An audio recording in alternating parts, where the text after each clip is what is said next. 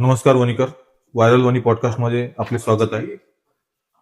रंग प्रत्येकाच्या आयुष्यात असतात, पण काही व्यक्ती त्या रंगांना जिवंत करतो आणि ते हुबेहूब व्यक्ती वाटतात. तर अशा आपल्या बोटांच्या जादूंनी म्हणजे जमिनीवरील पेंटिंग रांगोळीला जिवंत करणाऱ्या कलाकार निशा गोवारदीपे आपल्यासोबत आहे. आपलं व्हायरल वणीमध्ये स्वागत आहे. नमस्कार. तुमची या कला क्षेत्रात ओढ कशी निर्माण झाली आणि तुमची एक पार्श्वभूमी काय या क्षेत्रामध्ये येण्याच्या पूर्वीची? नमस्कार, मी निशा गोवारदीपे दरेकर. मी या फील्डमध्ये गेल्या 5 वर्षापासून कार्यरत आहे. अच्छा. आधी माझी सुरुवात कोरोना काळामध्ये झाली. त्यामध्ये स्वतः सुरुवात न केलं म्हणण्यापेक्षा काही माझे फ्रेंड सर्कलनी माझी सुरुवात केली आहे. मी आधी रांगोळी वगैरे अशी काही पोस्ट करायची व्हॉट्सअपला, आणि ते बघून माझ्या फ्रेंड्स वगैरे मला विचारायचे की रांगोळी क्लास वगैरे, स्केचिंग क्लास वगैरे असं काही घेतात का तू? तर सगळे घरी असल्यामुळे तेव्हा माझी सुरुवात झाली. मी तेव्हा स्टार्ट केले होते ऑनलाईन स्केचिंग क्लासेस, आणि तेव्हापासून माझी सुरुवात झाली आणि आता ती कंटिन्यू चालू आहे. आणि आता 5 वर्षापासून मी या क्षेत्रामध्ये काम करत आहे. आणि आता मागच्या वर्षापासून मी रांगोळी शिकवण्याला सुरुवात केली आणि तेव्हापासून कंटिन्यू माझे वर्कशॉप प्रत्येक मंथला म्हणा येत आहे आणि खूप रिस्पॉन्स चांगला मिळत आहे ते रांगोळीला. म्हणजे तुमच्या कलागुणांना वाव देण्यासाठी तुमच्या मैत्रिणी तुम्हाला प्रोत्साहन दिलं. हा, स्वतःहून सुरुवात न केली म्हणण्यापेक्षा माझ्या फ्रेंड सर्कलनी माझी सुरुवात करून दिली. तुमची ती कला त्यांनी निदर्शनास आली. आपण अनेक वेळा पाहतो की चित्रकला एक छंद म्हणून जोपासला जातो, पण तुम्ही त्या छंदाला व्यावसायिक वळण कसं दिलं? सुरुवातीला जेव्हा मी स्टार्ट केलं तेव्हा स्केचिंग वगैरे क्लास एवढं काही त्यामध्ये मला मिळत नव्हतं. त्यानंतर माझा फर्स्ट एक्सपेरिमेंट मागच्या वर्षी सुरू झाला ऑगस्ट मंथमध्ये रांगोळीचा. तेव्हा फर्स्ट याला एवढा काही रिस्पॉन्स मिळाला नाही, म्हणजे तेव्हा 10 स्टुडंट होते माझ्याकडे. पण तिथून मला खूप रिस्पॉन्स मिळाला आणि रांगोळी मी जेव्हा स्टुडंटला शिकवत होती ते स्टुडंट पण खूप छान प्रकारे शिकत होते. आणि ते पण माझ्या लेवल, काही स्टुडंट असे होते की माझ्या लेवलचं काम करतात, असे पण काही घडलेले आहे. आणि ते पण मी तर त्याला व्यवसायामध्ये रूपांतर केलं, पण काही माझे स्टुडंट पण आहे त्यांनी पण व्यवसायामध्ये रूपांतर केलं आहे त्यांचं. म्हणजे आर्थिक उत्पन्न चालू झालं. त्यांना पण म्हणा आता छोट्या मोठ्या ऑर्डर्स पण येणं चालू झालेलं आहे. आणि काही काम असे पण असतात, मी घाटंजीला असल्यामुळे वणीचे काही काम आलेले मी त्यांना देत असते. हल्ली पोर्ट्रेट रांगोळीची क्रेज आहे. एखाद्या व्यक्तीचा चेहरा हुबेहूब त्या रांगोळीमध्ये उतरवला जातो, तर हे किती आव्हानात्मक असतं? नक्कीच, ते खूप आव्हानात्मक असते. स्टार्टिंगला जेव्हा ऑर्डर वगैरे यायच्या, ऑर्डर घेऊ की नाही हा प्रश्न येत होता. कारण कुणाचं जर आपण कुणाच्या लग्नामध्ये नवरी नवरदेवाचे आपण फोटो काढतो म्हटलं तर ते एक्झॅक्ट तसे यायला पण पाहिजे, हुबेहूब यायला पण पाहिजे.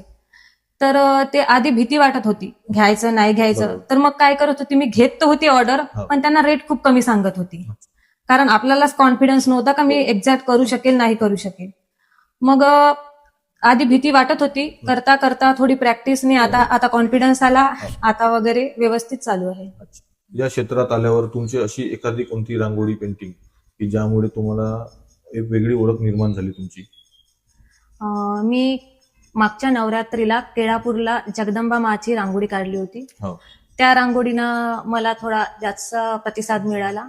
तसेच मागच्या शिवजयंतीला चंद्रपूरला शिवजयंती निमित्त जिजाऊमा बाल शिवरायाला घेऊन ती एक रांगोळी काढली होती. ती पण चांगली प्रतिसाद, तिला पण छान प्रतिसाद. त्या दोन्ही रांगोळीमुळे तुम्हाला एक वेगळी ओळख निर्माण झाली.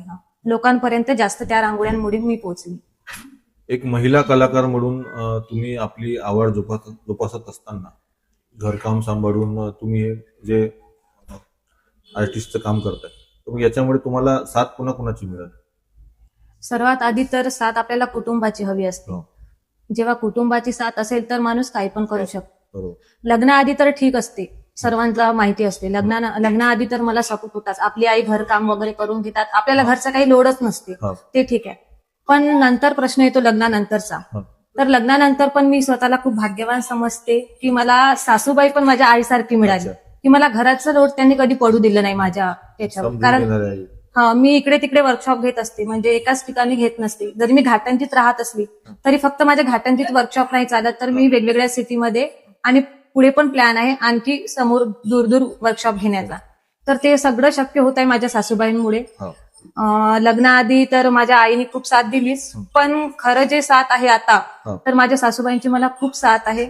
आणि प्रत्येक ठिकाणी माझ्या मिस्टरांनी मला कुठे जर मी थोडी मागे लटकली हो. तरी समोर ढकलण्याचे प्रयत्न त्यांनी मला केले. हो. तर माझा फॅमिली सपोर्ट मला खूप मिळाला. पेंटिंगमध्ये रंग बदलला थोडा चेंज करता येतो, परंतु पोर्ट्रेट रांगोळीमध्ये एखादा कलर पडला तर त्याला वन टेक मध्ये तुम्ही कसं हाताळता? पेंटिंग मध्ये जसे करेक्शन करता येतात तसे रांगोळीमध्ये पण होऊ शकते करेक्शन. म्हणजे आम्ही टॉप टू बॉटम काम करते ते आणि स्टुडंटला पण तेच शिकवते.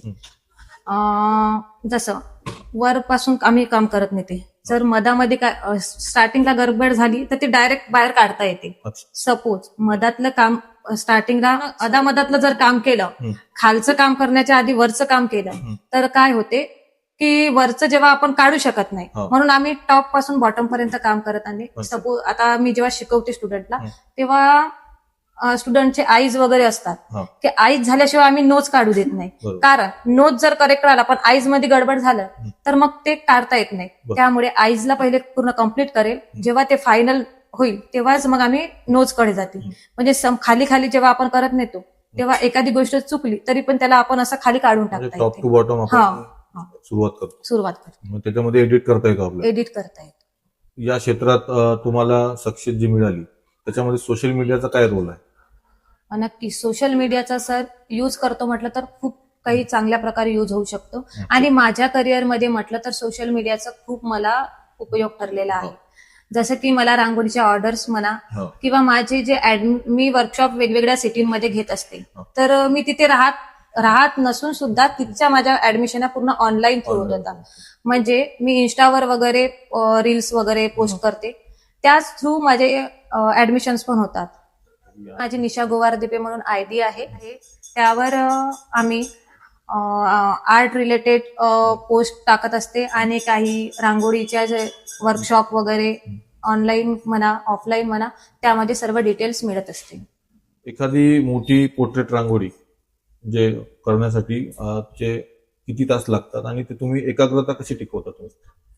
साधारण मोठी रांगोळी म्हटलं तर मला नॉर्मली पण आम्ही रांगोळी जे काढतो लग्नामध्ये त्याला पण आम्हाला 8 तास तरी लागतातच. आणि जेव्हा मोठी रांगोळी म्हटलं तर आम्ही 10 तास म्हणा 10च्या वर होतात, कधी कधी 15 पण तास लागतात. आणि आता माझे स्टुडंट असल्यामुळे कंटिन्युटी राहते का 15 तास? 15 तास बाहेर जेव्हा आम्ही जातो तेव्हा जास्त आम्ही गॅप घेत नाही, म्हणजे अर्धा तास वगैरे नाही, कन्सिस्टन्सच म्हणू शकता तुम्ही. म्हणजे 5 मिनिटाचा गॅप खूप झाला, थोडं उठत बसत, पण कन्सिस्टंट आम्ही 15 तास तरी काम करतो. कधी कधी नाईट ओव्हर वगैरे काम चालू असते आमचे.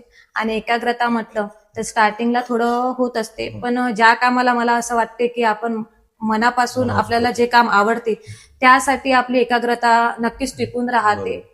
आणि जेवढी आपण उत्साहाने टॉपला रांगोळी सुरुवात करतो तोच उत्साह शेवटपर्यंत टिकवून ठेवणे थोडं कधी कधी कठीण होतं, पण होता होता आता ते होत पण गेलं. म्हणजे ते तुमची कला आवडीमुळे ते ताळमेळ तुम्ही बसवला. बरोबर. मार्केटमध्ये जे रांगोळीचे कलर मिळतात तुम्ही त्या कलर पासून रांगोळी पोर्ट्रेट रांगोळी बनवता की काही वेगळे साहित्य वापरता? नाही, मार्केटमध्ये जी रांगोळी येत असते ती आपण रांगोळी वापरत नाही, तर पोर्ट्रेट रांगोळीसाठी आम्ही पिगमेंट कलर लेक कलर हे यूज करत असतो.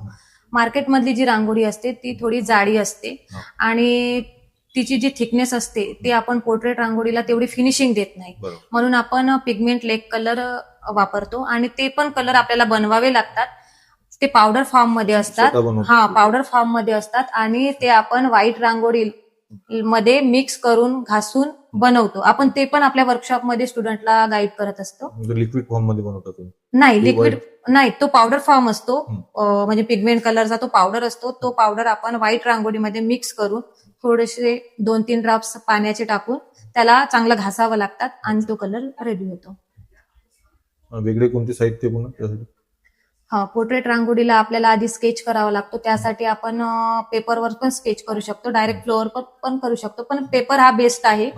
पेपरवर आपण स्केच करतो, त्याला फेविकॉल किंवा टेपनी वगैरे आधी त्यामध्ये स्टिक करतो आणि त्यावर आपण रांगोळी काढतो. म्हणजे अॅक्युरेट मेजरमेंट. मेजरमेंट, हा बरोबर. आता या क्षेत्रात येणाऱ्या विद्यार्थ्यांसाठी तुम्ही काय मोलाचा संदेश द्याल? सर्वात आधी तर स्वतःवर विश्वास ठेवणे खूप महत्वाचं आहे. हो. जर स्वतःवर विश्वास असेल तर नक्कीच कन्सिस्टन्सीने ते पोर्ट्रेट रांगोळी म्हणा, स्केचिंग, पेंटिंग म्हणा, खूप चांगल्या प्रकारे त्यांनी हाताळू शकतात. यामध्ये जरी इझी वाटत असलं, अट्रॅक्ट करत असते पोर्ट्रेट रांगोळी वगैरे, आपल्याला दिसायला खूप सुंदर दिसते, असं वाटते की हे होऊन जाते फास्ट, इझी आहे असं वाटते, पण जेवढं दिसते तेवढं इझी नसते. कंटिन्यू आपल्याला 7-8 तास म्हणा, 10-10 तास आम्ही रांगोळी करत असते, तर तेवढी एकाग्रता पण खूप महत्वाची असते. जर स्टुडंट मध्ये पेशन्स असेल आणि हार्डवर्क पण खूप मागते, हे सर्व असेल तर नक्कीच एखादा आर्टिस्ट आणखी घडू शकेल छान. आणि साधारणतः तुम्ही किती दिवसांचा क्लास घेता ते शिकवण्यासाठी? मी 10-10 दिवसांचे वर्कशॉप घेत असते. त्यामध्ये आम्ही बेसिक पासून ऍडव्हान्स पर्यंत शिकवत असते. 10 दिवसाचा म्हटलं तर तुम्हाला पिरियड कमी वाटत असला तरी आम्ही तो दिवसभर 7-8 तास क्लास घेत असते. आणि 10 दिवसात नक्कीच माझ्याकडे आलेला स्टुडंट तरी गॅरंटी आहे मला की त्यांना मी शिकवूनच पाठवते. बाय चान्स 1-2 स्टुडंट असे असतात की नाही शिकत 10 दिवसांमध्ये, त्यांच्यासाठी पण आम्ही नेक्स्ट जेव्हा आमचा वर्कशॉप त्याच सिटीमध्ये होते तेव्हा आम्ही फ्री ऑफ कास्ट त्या वर्कशॉपमध्ये बोलावून त्यांचं क्लिअर करून देत असते. पण एकदा माझ्याकडे स्टुडंट आला की त्यांना शिकवण्याची जिम्मेदारी माझी असते. क्लासेसमध्ये तुम्ही चित्रकलेसोबत त्यांचा पेशन्स सुद्धा टेस्ट करता असं म्हणलं हरकत नाही? बरोबर बरोबर. 7-8 तास आम्ही वर्कशॉपच तसे घेत असते की एका दिवशी 7-7 तास 8-8 तास त्यांना बसवते, तर तिथूनच सुरुवात त्यांची होते. आणि जसं 2-2 तास म्हणा, 1-2 तास म्हणा, असे मी वर्कशॉप पण घेत नाही, कारण फक्त ते ड्युरेशन वाढवतात पण शिकणं काही होत नाही जास्त. त्यामुळे आणि त्यांच्या स्टुडंट म्हणजे पेशन्स पण येत नसते, कारण आपण एक रांगोळी आपण मग 7-8 तासाची रांगोळी जर म्हटलं तर एक रांगोळी आपण किती दिवस मग कम्प्लीट करायचं? 7 दिवस लागेल, 8 दिवस तास लागेल, 1-1 तास जर घेतला तर. तिथूनच आमच्या वर्कशॉप मधूनच सुरुवात त्यांच्या पेशन्सची होत असते आणि नक्कीच समोर पण ते स्टुडंटला कामात येईल. स्टुडंट या करिअरमध्ये यायला थोडे घाबरतात, कारण त्यांना असं वाटते की एक छंद हा ठीक आहे परंतु यामध्ये अर्निंग नाही असा त्यांचा गैरसमज आहे. परंतु या कलेमध्ये जर त्यांनी व्यवस्थितरित्या केलं तर नक्कीच यामध्ये पण त्यांना अर्निंग पण मिळते. फॉर एक्झाम्पल आपण एक्झिबिशन लावू शकतो, पेंटिंग सेल करू शकतो, ऑर्डर्स घेऊ शकतो आणि टीचिंग पण घेऊ शकतो. भरपूर ऑनलाईनच्या जमान्यात सोशल मीडियावर त्याचं सेलिंग वाढू शकते. बरोबर. हा, तुम्ही स्वतःचं स्टुडंट स्वतःचे इन्स्टिट्यूट काढू शकतात. आपण बघत असतो की बाकी ट्युशनसाठी भरपूर टीचर्स असतात, पण आर्टिस्ट म्हटलं तर आपल्या वणीमध्ये पण बघा खूप कमी आहे, 4-5च असेल क्लास. तर या फील्डकडे थोडं कमी वळलेले आहे लोक, पण प्रोफेशन म्हणून पण वळायला काही हरकत नाही, अर्निंग पण होऊ शकते, फक्त त्याला पेशन्स हवं. मला इथपर्यंत पोहोचायला 5 वर्ष लागले. स्टार्टिंगला जे माझे 3-4 वर्ष गेले तेव्हा मी ओळख पण नव्हती कुणाची आणि तेव्हा माझं काहीच असं नव्हतं. ट्रेनिंग पिरियड होता. हा, माझा तो ट्रेनिंग पिरियड होता. संयम खूप महत्वाचा असतो. जर मधामधून जर मी सोडलं असतं तर आज इथपर्यंत आली नसती. संयम खूप महत्वाचा आहे यामध्ये. म्हणजे या क्षेत्रामध्ये एक छंदासोबत म्हणजे आर्थिक उत्पन्न सुद्धा निर्माण होऊ शकतो. नक्कीच खूप चांगल्या प्रकारे होऊ शकतो जर चांगल्या प्रकारे आपण त्याला हँडल केलं तर. म्हणजे खूप सारे मार्ग आहे यामध्ये पण अर्निंग करण्याचे. म्हणजे एखाद्या विद्यार्थ्याला जर आवड असेल तर ते तुमच्या क्लासेस थ्रू तो मोठ्या कलाकार समोर भविष्यातला एक मोठा कलाकार बनू शकतो आणि एक उत्पन्न साधन सुरू करू शकतो. होऊ शकतो. आणि आता पण माझे काही स्टुडंट आहे की जे रांगोळी वर्कशॉपला असलेले, त्यांना ऑर्डर पण अशा चालू झालेल्या आहे, उत्पन्न चाललेलं. हा बरोबर. तर या होत्या आर्टिस्ट निशा गोवारदीपे, ज्यांच्याकडून आपण त्यांच्या पोर्ट्रेट रांगोळीच्या बारीक गोष्टी आणि त्यांचा अनुभव आणि त्यांचा प्रवास आपण जाणून घेतला. तुमचं धन्यवाद आमच्या पॉडकास्टला तुम्ही मुलाखत दिल्याबद्दल. तुमचे पण खूप खूप धन्यवाद मला इथे संधी दिल्याबद्दल. धन्यवाद. तर आपण अशा प्रकारे वेगवेगळ्या क्षेत्रातील कलाकारांना इथे बोलतं करू आणि त्यांचे अनुभव आणि त्यांचा स्ट्रगल लाईफ मधला आपण दाखवण्याचा प्रयत्न करू. तर पाहत राहा व्हायरल वाणी. व्हिडिओ आवडल्यास लाईक, शेअर आणि सबस्क्राईब करा. धन्यवाद.